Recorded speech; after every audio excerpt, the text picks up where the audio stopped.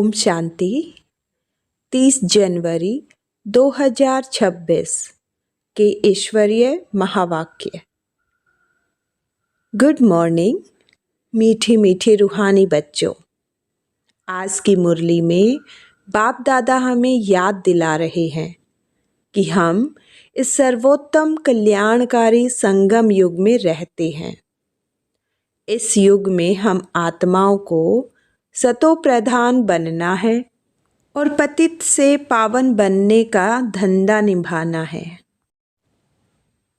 आज हम सीखेंगे कि कैसे देह अभिमान और संशय से उत्पन्न होने वाले सभी प्रश्नों का निवारण किया जा सकता है और कैसे हम योग अग्नि के माध्यम से अपनी आत्मा को पवित्र बना सकते हैं। चलिए इस मुरली के मुख्य पॉइंट्स और उनके महत्व को समझते हैं। पॉइंट नंबर 1, संशय और प्रश्नों का कारण। जब हम देह अभिमान में आ जाते हैं तो संशय पैदा होता है। यही संशय अनेक प्रश्नों का कारण बनता है। यदि हम आत्मा रूप में नहीं रहते और शरीर को खुद मानते हैं तो हमारे मन में सवाल और उलझने बढ़ती हैं। पॉइंट नंबर 2, पतित से पावन बनने का धंधा। बाबा कहते हैं, मैंने तुम्हें जो धंधा दिया है, पतित से पावन बनो और बनाओ। हमारा मुख्य कार्य है अपनी आत्मा को पवित्र बनाना और दूसरों को भी पवित्र बनाने में मदद करना। यह हमारा सर्वश्रेष्ठ पुरुषार्थ है। पॉइंट नंबर 3, योग अग्नि से आत्मा का पवित्र होना। आत्मा रूपी सीता को योग अग्नि से पवित्र बनाना है। बाहरी संघर्ष या आग से नहीं, बल्कि रूहानी याद और योग से आत्मा को पवित्र बनाना होता है।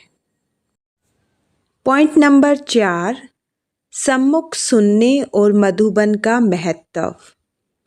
बाबा कहते हैं कि सम्मुख बैठकर सुनना दूर से सुनने से बहुत अलग मजा और असर देता है। सीधे बाप दादा के पास बैठकर सुनने से हमारी बुद्धि खुलती है और ज्ञान गहराई से आत्मसात होता है। पॉइंट नंबर 5, आत्मा की अविनाशिता और शरीर का नाश। आत्मा अविनाशी है, शरीर बदलता रहता है। हमें केवल आत्मा का ध्यान करना है, देह का नहीं। यही आत्मा निश्चय और पुरुषार्थ का रहस्य है। पॉइंट नंबर 6, शांति धाम और सुख धाम की याद। शांति धाम और सुख धाम को याद करो। कलयुग के दुख भूल जाओ। लगातार बाप को याद करने से हमारी आत्मा पवित्र होती है और हम सुख धाम के योग्य बनते हैं।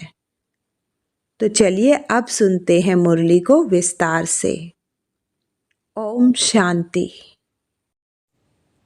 मीठे बच्चे, सारे कल्प का यह है सर्वोत्तम कल्याणकारी संगम युग। इसमें तुम बच्चे याद की स्क्रीन से सतो प्रधान बनते हो। प्रश्न। अनेक प्रकार के प्रश्नों की उत्पत्ति का कारण तथा उन सब का निवारण क्या है? उत्तर। जब देह अभिमान में आते हो तो संशय पैदा होता है और संशय उठने से ही अनेक प्रश्नों की उत्पत्ति हो जाती है। बाबा कहते, मैंने तुम बच्चों को जो धंधा दिया है, पतित से पावन बनो और बनाओ। इस धंधे में रहने से सब प्रश्न खत्म हो जाएंगे। गीत। तुम्हें पाके हमने जहान पा लिया है। मीठे मीठे रूहानी बच्चों ने गीत सुना। यह किसने कहा? मीठे मीठे रूहानी बच्चे? जरूर रूहानी बाप ही कह सकते हैं। मीठे मीठे रूहानी बच्चे अभी सम्मुख बैठे हैं और बाप बहुत प्यार से समझा रहे हैं। अब तुम जानते हो, सिवाय रूहानी बाप के सर्व को सुख शांति देने व सर्व को इस दुख से लिबरेट करने वाला दुनिया भर में और कोई मनुष्य हो नहीं सकता। इसलिए दुख में बाप को याद करते रहते हैं। तुम बच्चे सम्मुख बैठे हो। जानते हो, बाबा हमको सुखधाम के लायक बना रहे हैं। सदा सुखधाम का मालिक बनाने वाले बाप के सम्मुख आए हैं। अभी समझते हो, सम्मुख सुनने और दूर रहकर सुनने में बहुत फर्क है। मधुबन में सम्मुख आते हो। मधुबन मशहूर है। मधुबन में उन्होंने श्री कृष्ण का चित्र दिखाया है, परंतु श्री कृष्ण तो है नहीं। तुम बच्चे जानते हो, यहाँ तो घड़ी घड़ी अपने को आत्मा निश्चय करना है। इसमें मेहनत लगती है। मैं आत्मा बाप से वर्षा ले रहा हूँ या ले रही हूँ। बाप एक ही समय आते हैं सारे चक्र में। यह कल्प का सुहावना संगम युग है। इसका नाम रखा है पुरुषोत्तम। यही संगम युग है जिसमें सभी मनुष्य मात्र उत्तम बनते हैं। अभी तो सभी मनुष्य मात्र की आत्माएं तमो प्रधान हैं, सो फिर सतो प्रधान बनती है। सतो प्रधान है तो उत्तम है। तमो प्रधान होने से मनुष्य भी कनिष्ठ बनते हैं। तो अब बाप आत्माओं को सम्मुख बैठ समझाते हैं। सारा पार्ट आत्मा ही बचाती है, न कि शरीर। तुम्हारी बुद्धि में आ गया है कि हम आत्मा असल में निराकारी दुनिया व शांति धाम में रहने वाले हैं। यह किसको भी पता नहीं है, न खुद समझा सकते हैं। तुम्हारी बुद्धि का अब ताला खुला है। तुम समझते हो बरोबर आत्माएं परम धाम में रहती है। वह है इनकॉर्पोरियल वर्ल्ड। यह है कॉर्पोरियल वर्ल्ड। यहाँ हम सब आत्माएं एक्टर्स पार्टधारी हैं। पहले पहले हम पार्ट बजाने आते हैं, फिर नंबरवार आते जाते हैं। सभी एक्टर्स इकट्ठे नहीं आ जाते। भिन्न भिन्न प्रकार के एक्टर्स आते जाते हैं। सब इकट्ठे तब होते जब नाटक पूरा होता है। अभी तुमको पहचान मिली है। हम आत्मा असुल शांति धाम की रहवासी हैं। यहाँ आते हैं पार्ट बजाने। बाप सारा समय पार्ट बजाने नहीं आते हैं। हम ही पार्ट बजाते बजाते सतो प्रधान से तमो प्रधान बन जाते हैं। अभी तुम बच्चों को सम्मुख सुनने में बड़ा मज़ा आता है। इतना मज़ा मुरली पढ़ने से नहीं आता। यहाँ सम्मुख होना। तुम बच्चे समझते हो कि भारत गॉड गॉडेस का स्थान है। अभी नहीं है। चित्र देखते हो, था जरूर। हम वहाँ के रहवासी थे। पहले पहले हम देवता थे। अपने पार्ट को तो याद करेंगे कि भूल जाएंगे। बाप कहते हैं तुमने यहाँ यह पार्ट बजाया। यह ड्रामा है। नई दुनिया सो फिर जरूर पुरानी दुनिया होती है। पहले पहले ऊपर से जो आत्माएं आती है वो गोल्डन एज में आती है। यह सब बातें अभी तुम्हारी बुद्धि में है। तुम विश्व के मालिक महाराजा महारानी थे। तुम्हारी राजधानी थी। अभी तो राजधानी है नहीं। अभी तुम सीख रहे हो हम रज़ाई कैसे चलाएंगे। वहाँ वजीर होते नहीं। राय देने वाले की दरकार नहीं। वह तो श्रीमत द्वारा श्रेष्ठ ते श्रेष्ठ बन जाते हैं। फिर इनको दूसरे कोई से राय लेने की दरकार नहीं है। अगर कोई से राय ले तो समझा जाएगा उनकी बुद्धि कमज़ोर है। अभी जो श्रीमत मिलती है वह सतयुग में भी कायम रहती है। अभी तुम समझते हो पहले पहले बराबर इन देवी देवताओं को आधा कल्प राज्य था। अब तुम्हारी आत्मा रिफ्रेश हो रही है। यह नॉलेज परमात्मा के सिवाय कोई भी दे न सके। अभी तुम बच्चों की देह अभिमानी बनना है। शांति धाम से आकर यहाँ तुम टॉकी बने हो। टॉकी होने बगैर कर्म हो न सके। यह बड़ी समझने की बातें हैं। जैसे बाप में सारा ज्ञान है वैसे तुम्हारी आत्मा में भी ज्ञान है। आत्मा कहती है हम एक शरीर छोड़ संस्कार अनुसार फिर दूसरा शरीर लेते हैं। पुनर्जन्म भी जरूर होता है। आत्मा को जो भी पाठ मिला हुआ है वह बजाती रहती है। संस्कारों अनुसार दूसरा जन्म लेते रहते हैं। आत्मा की दिन प्रतिदिन प्योरिटी की डिग्री कम होती जाती है।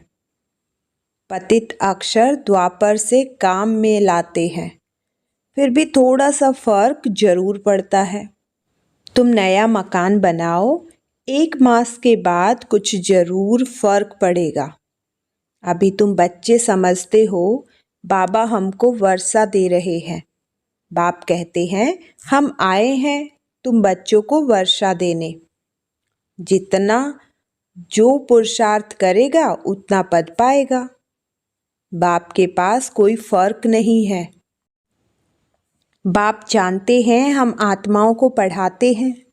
आत्मा का हक है बाप से वर्षा लेने का। इसमें मेल फीमेल की दृष्टि यहाँ नहीं रहती। तुम सब बच्चे हो, बाप से वर्षा ले रहे हो। सभी आत्माएं ब्रदर्स हैं जिनको बाप पढ़ाते हैं, वर्षा देते हैं। बाप ही रूहानी बच्चों से बात करते हैं। हे लाडले मीठे सिकिलदे बच्चों, तुम बहुत समय पाठ बजाते बजाते अब फिर आकर मिले हो अपना वर्षा लेने। यह भी ड्रामा में नूद है। शुरू से लेकर पार्ट नुधा हुआ है। तुम एक्टर्स पार्ट बजाते एक्ट करते रहते हो।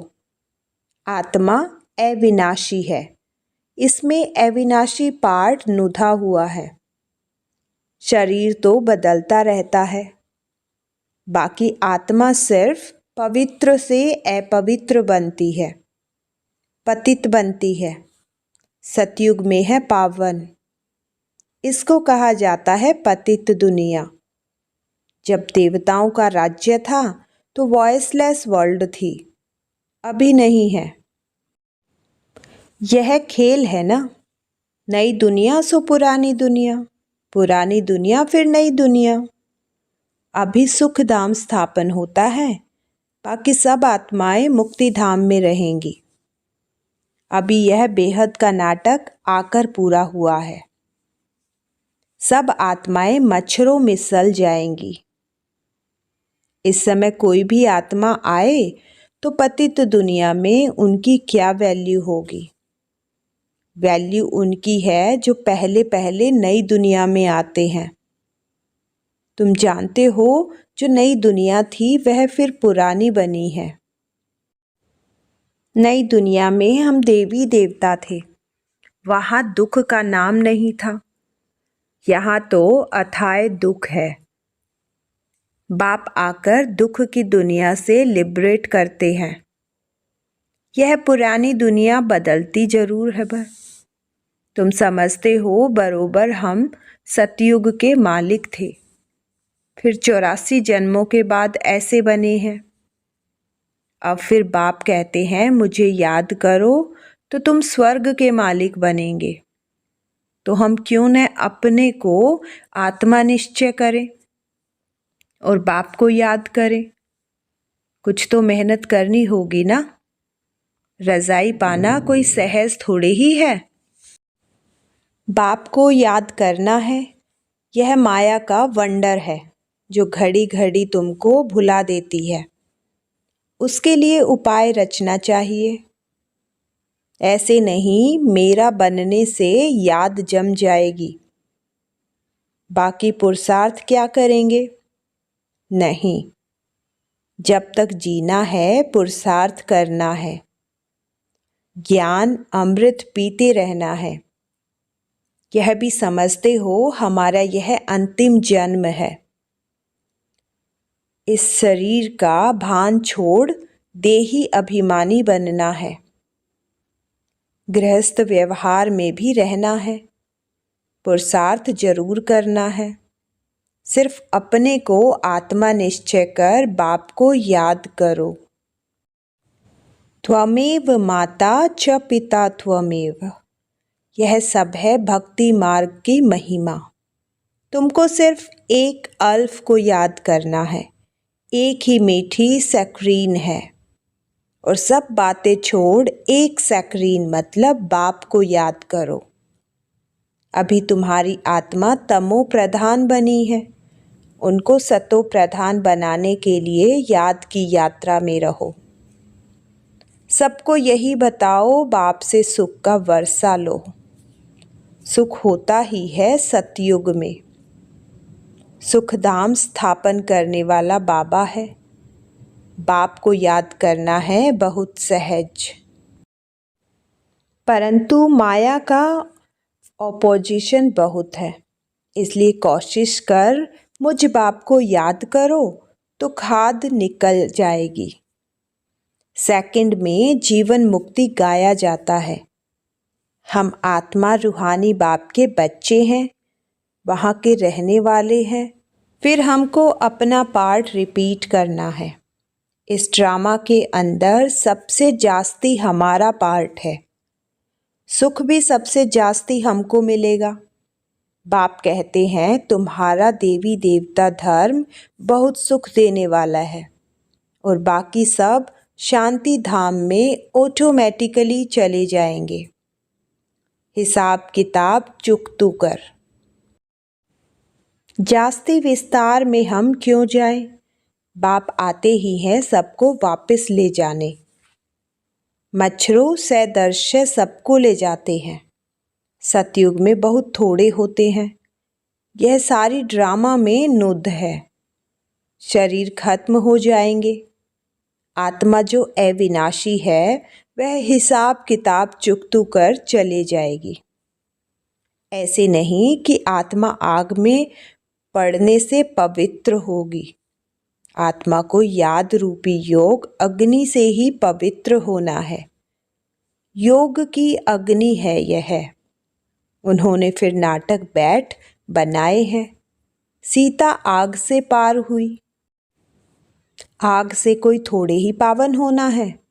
बाप समझाते हैं तुम सब सीताएं इस समय पवित्र हो, रावण के राज्य में हो।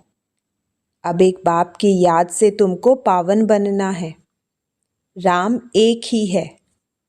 अग्नि अक्षर सुनने से समझते हैं। आग से पार हुई। कहाँ योग अग्नि, कहाँ वह? आत्मा परमपिता परमात्मा से योग रखने से ही पतित से पावन होगी। रात दिन का फर्क है। हेल में सब सीताएं रावण की जेल में शोक वाटिका में है। यहाँ का सुख तो काग विष्टा के समान है, भेंट की जाती है। स्वर्ग के सुख तो अथाय है। आत्माओं की अभी शिव साजन के साथ सगाई हुई है तो आत्मा फीमेल हुई ना। शिव बाबा कहते हैं सिर्फ मुझे याद करो तो तुम पावन बन जाएंगे। शांति धाम जाएं फिर सुख धाम में आ जाएंगे। तो बच्चों को ज्ञान रत्नों में झोली भरनी चाहिए। कोई भी प्रकार का संशय नहीं ले आना चाहिए। देह अभिमान से में आने से फिर अनेक प्रकार के प्रश्न उठते हैं। फिर बाप जो धंधा देते हैं वह करते नहीं हैं। मूल बात है हमको पतित से पावन बनना है। दूसरी बातें छोड़ देनी चाहिए। राजधानी की जैसी रस्म रिवाज होगी वह चलेगी, जैसे महल बनाए होंगे वैसे बनाएंगे। मूल बात है पवित्र बनने की। बुलाते भी हैं हे पतित पावन। पावन बनने से सुखी बन जाएंगे। सबसे पावन हैं देवी देवताएं। अभी तुम 21 जन्म के लिए सर्वोत्तम पावन बनते हो। उसको कहा जाता है संपूर्ण निर्विकारी पावन। तो बाप जो श्रीमत देते हैं उस पर चलना चाहिए। कोई भी संकल्प उठाने की दरकार नहीं। पहले हम पतित से पावन तो बने। पुकारते भी हैं हे पतित पावन, परंतु समझते कुछ भी नहीं। यह भी नहीं जानते पतित पावन कौन है। यह है पतित दुनिया, वह है पावन दुनिया। मुख्य बात है ही पावन बनने की। पावन कौन बनाएंगे यह कुछ भी पता नहीं। पतित पावन कह बुलाते हैं, परंतु बोलो तुम पतित हो तो बिगड़ पड़ेंगे। अपने को विकारी कोई भी समझते नहीं। कहते हैं गृहस्थी में तो सब थे। राधे कृष्ण लक्ष्मी नारायण को भी बच्चे थे ना, लेकिन वहाँ योग बल से बच्चे पैदा होते हैं। यह भूल गए हैं। उनको वॉइसलेस वर्ल्ड स्वर्ग कहा जाता है। वह है शिवालय। बाप कहते हैं पतित दुनिया में एक भी पावन नहीं। यह बाप तो बाप, टीचर और सतगुरु हैं, तो सबको सगदी देते हैं। वह तो एक गुरु चला गया तो फिर बच्चे को गद्दी देंगे। अब वह कैसे सगदी में ले जाएंगे। सर्व का सगदी दाता है ही एक। सतयुग में सिर्फ देवी देवता होते हैं। बाकी इतनी सब आत्माएं शांति धाम में चली जाएंगी। रावण राज्य से छूट जाते हैं। बाप सबको पवित्र बनाकर ले जाते हैं। पावन से फिर फट से कोई पतित नहीं बनते हैं। नंबर वार उतरते हैं। सतो प्रधान से सतो, रजो, तमो। तुम्हारी बुद्धि में 84 जन्मों का चक्र बैठा है। तुम जैसे अब लाइट हाउस हो, ज्ञान से इस चक्र को जान गए हो कि यह चक्र कैसे फिरता है। अभी तुम बच्चों को और सबको रास्ता बताना है। सब नैया है। तुम पायलट हो, रास्ता बताने वाले। सबको बोलो आप शांति धाम, सुख धाम को याद करो। कलियुग दुख धाम को भूल जाओ। अच्छा, मीठे मीठे सिक्की लदे बच्चों प्रति माता पिता बाप दादा का याद, प्यार और गुड मॉर्निंग। रूहानी बाप की रूहानी बच्चों को नमस्ते। धारणा के लिए मुख्य सार। नंबर 1, जब तक जीना है ज्ञान अमृत पीते रहना है। अपनी झोली ज्ञान रत्नों से भरनी है। संशय में आकर कोई प्रश्न नहीं उठाने हैं। नंबर 2, योग अग्नि से आत्मा रूपी सीता को पावन बनाना है। किसी बात के विस्तार में जास्ती न जाकर देही अभिमानी बनने की मेहनत करनी है। शांति धाम और सुख धाम को याद करना है। वरदान, सदा मनन द्वारा मगन अवस्था के सागर में समाने का अनुभव करने वाले अनुभवी मूर्त भव। अनुभवों को बढ़ाने का आधार है मनन शक्ति। मनन वाला स्वतः मगन रहता है। मगन अवस्था में योग लगाना नहीं पड़ता, लेकिन निरंतर लगा रहता है। मेहनत नहीं करनी पड़ती। मगन अर्थात मोहब्बत के सागर में समाया हुआ। ऐसा समाया हुआ जो कोई अलग कर नहीं सकता। जो मेहनत से छूटो, सागर के बच्चे हो तो अनुभवों के तालाब में नहीं नहाओ, लेकिन सागर में समा जाओ, तब कहेंगे अनुभवी मूर्त। स्लोगन: ज्ञान स्वरूप आत्मा वह है जिसका हर संकल्प, हर सेकंड समर्थ हो। अव्यक्त इशारे: इस अव्यक्ति मास में बंधन मुक्त रहे, जीवन मुक्त स्थिति का अनुभव करो।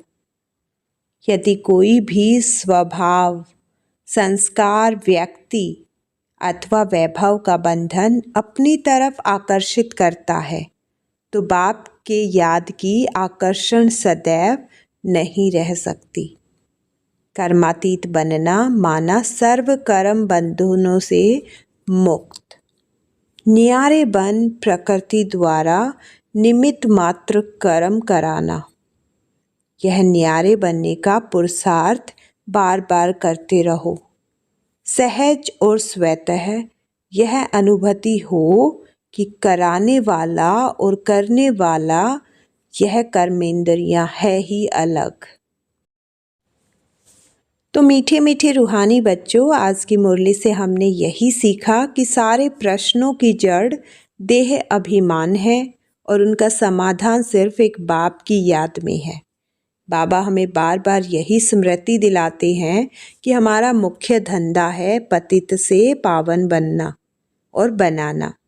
जब हम योग अग्नि में रहते हैं, तब आत्मा स्वतः सतो प्रधान बनती है और जीवन मुक्त स्थिति का अनुभव होने लगता है।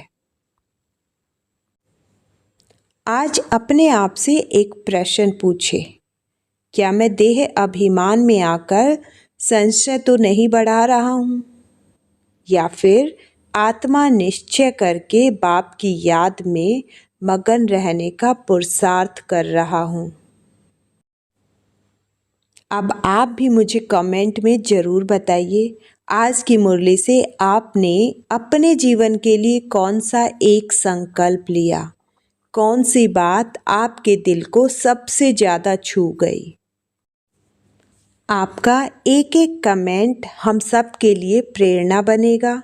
अगर यह मुरली आपको उपयोगी लगी हो तो वीडियो को लाइक करें और ऐसे ही रोज़ मुरली के मुख्य पॉइंट्स पाने के लिए चैनल को सब्सक्राइब करना न भूलें। ओम शांति।